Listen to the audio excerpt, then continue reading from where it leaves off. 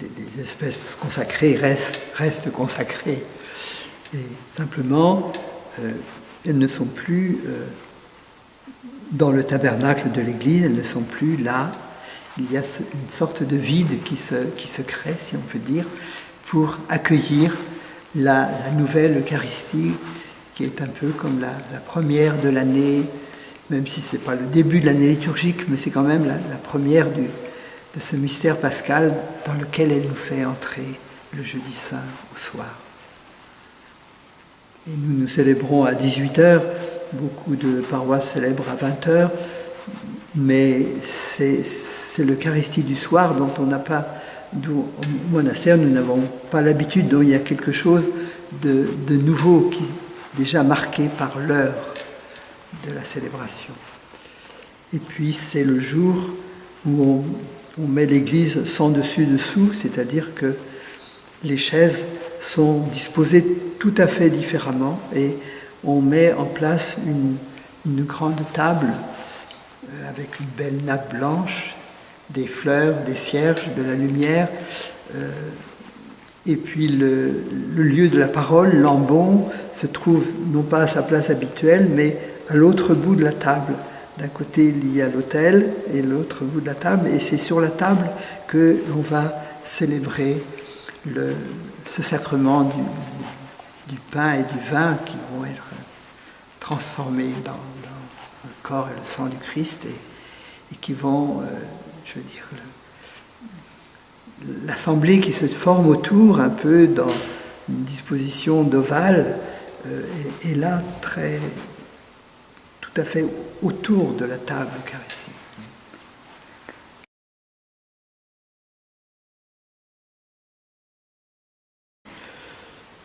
Ce mot de nouveauté, je crois qu'il sonne très juste le jour du jeudi saint. Il y a quelque chose qu'il faut retrouver et du coup qui peut être comme une petite, un coup de pouce, un démarrage, un départ pour toutes les Eucharisties qui vont suivre.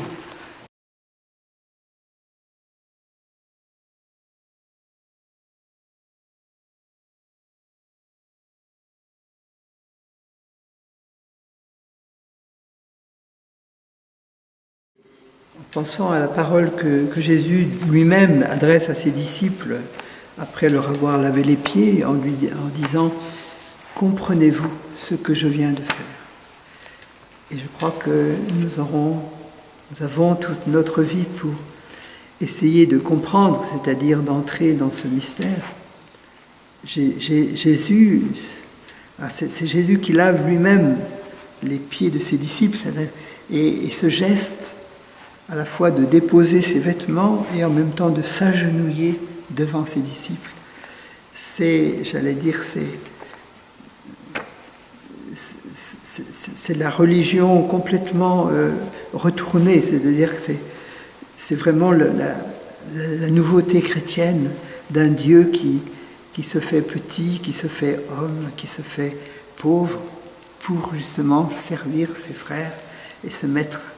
Et Pierre ne comprend pas, et Pierre réagit le premier comme il est, très, très, en disant « Toi me laver les pieds, mais jamais de la vie, ce n'est pas possible. » Et Jésus lui dit « Mais si tu ne te laisses pas laver les pieds, tu n'auras pas de part avec moi. » Donc, il nous faut à notre tour participer, avoir part à ce geste de Jésus.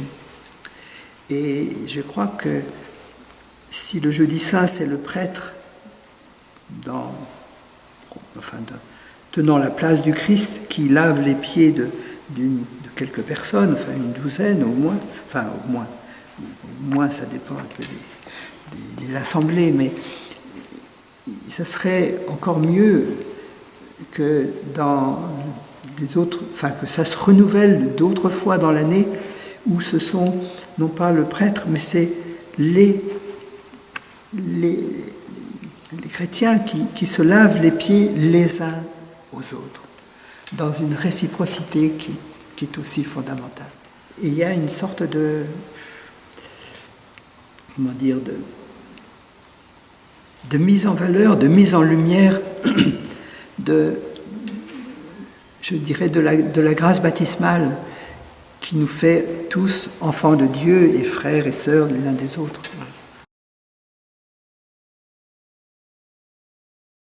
C'est plus facile de laver les pieds que de se faire laver les pieds, c'est vrai.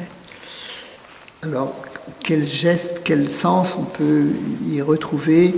Bon, c'est quelque chose que l'on vit, mais je crois qu'il y a quelque chose de très beau, c'est cette relation personnelle d'un chrétien à un autre, bon, du prêtre à un fidèle, mais je crois que là, on est... Il n'y a pas de hiérarchie, il y a le service de l'autre qui se fait et qui atteint le cœur. Et finalement, ça se termine en général. Bon, on le fait plus ou moins, ça dépend. Parfois on est un peu gêné, mais celui qui lave les pieds baise le pied qu'il vient de laver, parce que justement c'est un peu une manière de signifier que le corps de l'autre est sacré. Je ne sais pas si c'est le mot qu'il faut employer, mais qu'il est marqué, qu'il appartient à Dieu, enfin qu'il est voilà, illuminé par la grâce. Et après ce geste d'embrasser le pied de l'autre, il y a un échange de regards qui devrait se faire. Il y en a qui ne regardent pas, mais qui fait comprendre que voilà, il y a une sorte d'échange profond. Et alors, c'est vrai que moi, je ne vois pas tellement comme une équivalence enfin, laver les pieds comme si il y avait quelque chose de sale en nous et qu'il fallait... je vois beaucoup plus ça comme un geste de tendresse et d'attention à l'autre pour le servir, pour qu'il soit... C'est vrai, on lave les pieds des pèlerins qui ont marché, qui se sont blessés peut-être, etc. Une sorte de... Et là, ça signifie... Enfin, il y a quelque chose qui passe entre celui qui lave et celui qui se laisse laver les pieds. La relation est vraiment...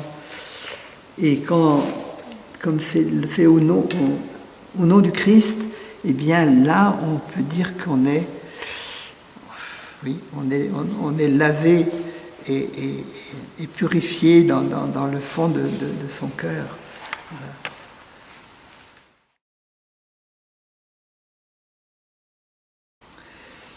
Je pense qu'il faut avoir le cœur ouvert, comme toujours, mais là plus spécialement le cœur et les yeux, parce que le décor est totalement nouveau, un peu unique dans l'année, et qu'il y a plus qu'un air de fête, c'est vraiment une fête qui commence, une fête qui aura ses côtés graves et forts, puisque la mort du Christ, le Christ, quand il institue, quand il prononce pour la première fois ces paroles de ce qu'on appelle les paroles de l'institution, de l'Eucharistie. Ceci est mon corps livré pour vous. Ceci est la coupe de mon sang, le sang de l'Alliance nouvelle, répandu, versé pour vous. C'est sa mort qu'il annonce. Et pourtant, il est dans l'action de grâce. Donc il y a une sorte d'anticipation là qui est assez étonnante. On n'y réfléchit pas toujours, mais dans ce premier signe qu'il nous a laissé pour refaire ce geste, eh bien, il y a tous le mystère pascal de la vie donnée, de la passion soufferte, et de la mort qui est comme une sorte de remise totale d'abandon total entre les mains du Père, et puis de résurrection pour une vie nouvelle.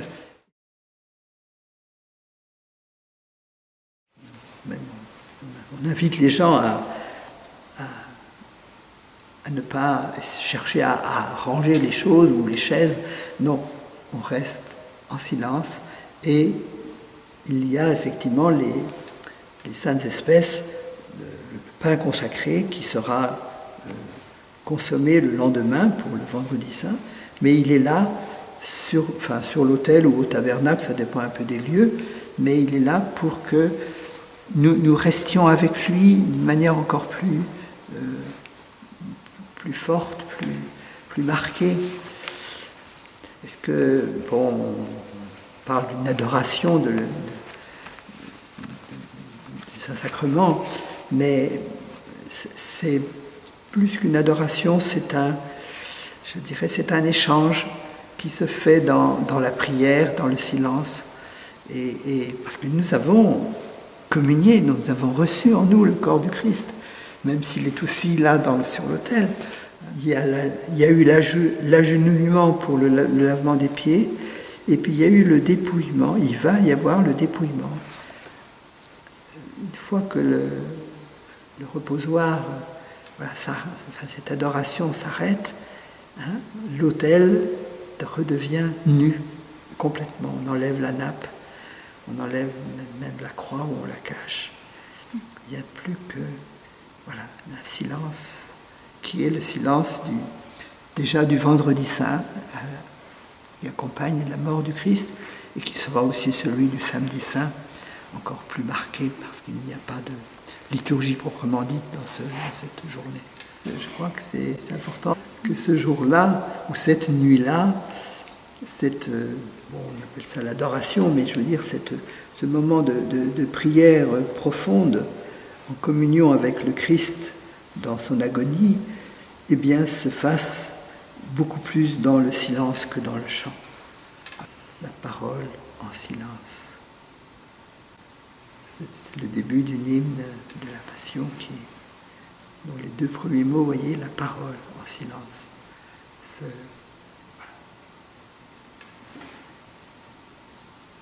livre à la mort.